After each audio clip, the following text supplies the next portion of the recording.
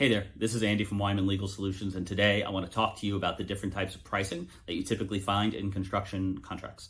The two most common types of pricing is called fixed price, also called lump sum, and something called cost plus.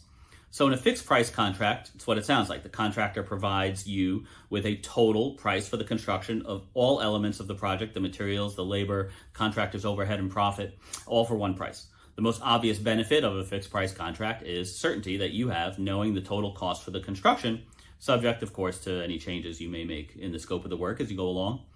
The builder is incentivized under a fixed price contract to perform the work efficiently because every dollar that's saved on the construction project increases his profit margin.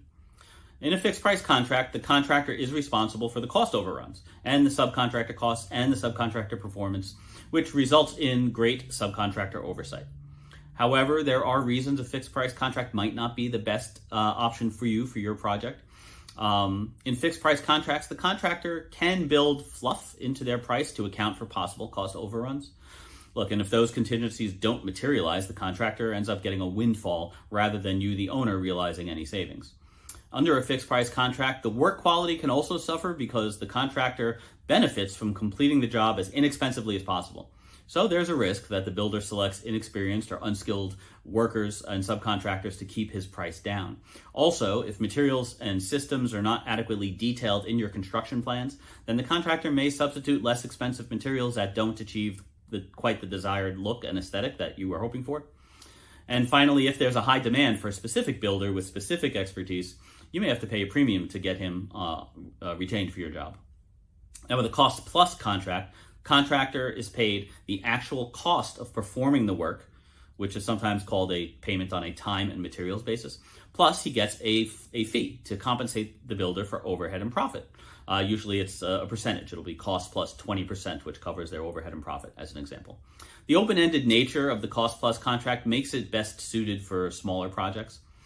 The most obvious risk in a cost plus contract is budget uncertainty, despite any cost estimate that's included in the contract. This is particularly true when the design is not quite finished and certain finishes haven't been selected and the cost can't be accurately estimated at the time that the contract is entered into. And because the contractor is being paid for his out-of-pocket costs, he has little incentive to minimize those costs or perform the work more efficiently. The contractor also lacks the incentive to aggressively negotiate subcontractor prices, especially if his fee is a percentage of the cost of the work. There are ways to mitigate against that a little bit in your contract, and that's why you need to have an experienced construction attorney by your side before you start a renovation project. And this is why at Wyman Legal Solutions, we offer our clients construction contract services either by themselves or as part of our renovation concierge retainer plan. Call our office at 561-361-8700 and find out how we can help you have a successful renovation project.